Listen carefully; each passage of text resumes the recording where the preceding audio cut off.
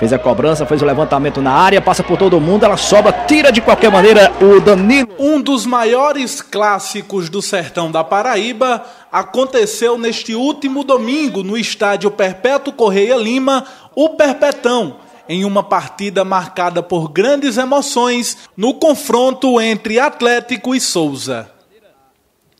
Mesmo jogando fora dos seus domínios, o Dinossauro começou melhor, buscando espaços e tentando abrir o placar. Mas o Trovão Azul se fechou, impedindo que o Souza chegasse com perigo à meta defendida por Paulo Mussi.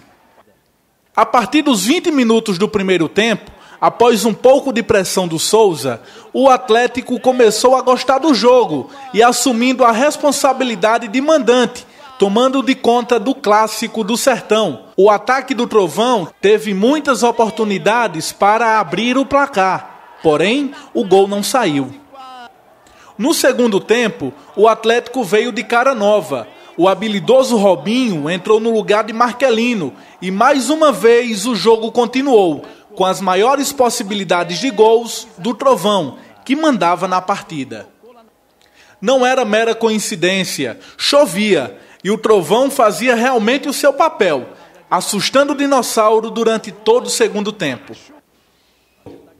Em um jogo eletrizante, com direito a um quase gol no minuto final, ambas equipes não conseguiram marcar, e o resultado final foi 0-0, com gosto de vitória para o Souza e com sabor de derrota para o Trovão, que foi superior em todo o jogo.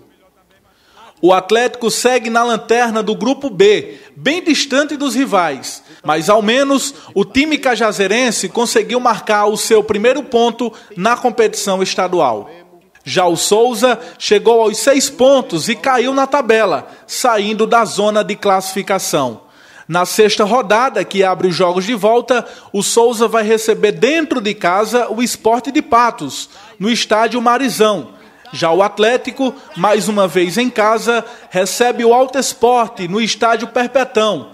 Os 2 jogos estão marcados para o próximo domingo e acontecerão simultaneamente às 16 horas. No primeiro tempo, um jogo truncado, um jogo complicado, um jogo difícil de dissecação ante o comprometimento muito mais tático do que mesmo o despreendimento técnico das duas equipes. A gente vê claramente que o time do Souza, comandado pelo Jorge Luiz, é um time bem arrumadinho, bem feitinho, bem colocado em campo e que os seus jogadores fazem uma boa leitura do que verdadeiramente ocorre dentro das 4 linhas em se tratando das cores souzenses. Claro que o ponto negativo para mim, porque conheço o potencial desse jogador, é com relação ao Márcio Tarrafas.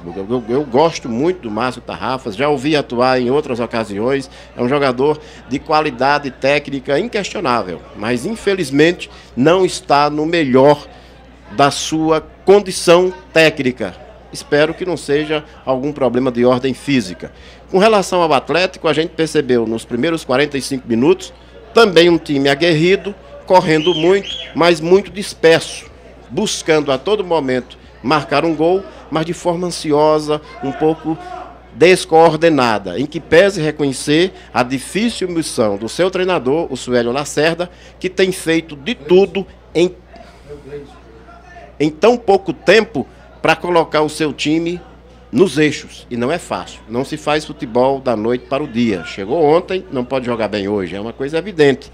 Mas é preciso reconhecer que o Atlético se portou bem, principalmente no segundo tempo. No segundo tempo, houve, me parece, que uma chacoalhada no vestiário, o lugar sagrado dos atletas, como disse há pouco, e o Atlético voltou para esse segundo tempo vivíssimo, e com a entrada do Robinho, aí sim.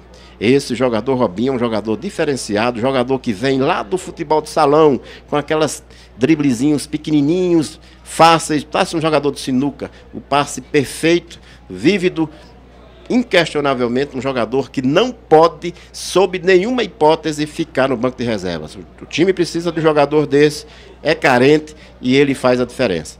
Evidentemente, todo esse volume de jogo no segundo tempo do Atlético não resultou em gol, principalmente, reconheça-se, devido à participação efetiva do grande goleiro Ricardo Souza, muito arrojado, muito seguro e vindo, como disse Buga ao longo da transmissão, de uma contusão que o tirou aí das 4 linhas por um certo tempo. O certo é que 0-0 terminou sendo um resultado que eu diria que ficou bom, entre aspas, para ambas as equipes, que na verdade ele é terrível para os dois times. O Atlético agora que marcou um pontinho, o Souza também não vem bem na tabela. Em resumo, o resultado não foi bom para nenhum, apenas alimentou as estatísticas.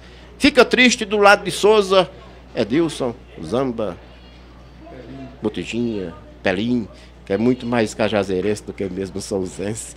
Fica triste do lado de cá, desde nosso querido Aranha, com seu radinho na mão, que ia e voltava quando o Atlético marcava um gol. Fica triste Fuba, Beto, Mocuim, fica Neco, fica todo mundo. Enfim, os amantes do esporte bretão estão todos tristes porque essas redes não balançaram. Mas a torcida atleticana reconheceu o esforço desse time e aplaudiu. O aplauso é sempre sinônimo de reconhecimento. Mas, Buga, você tem a missão de abrilhantar as poucas e parcas impressões que eu tive aqui.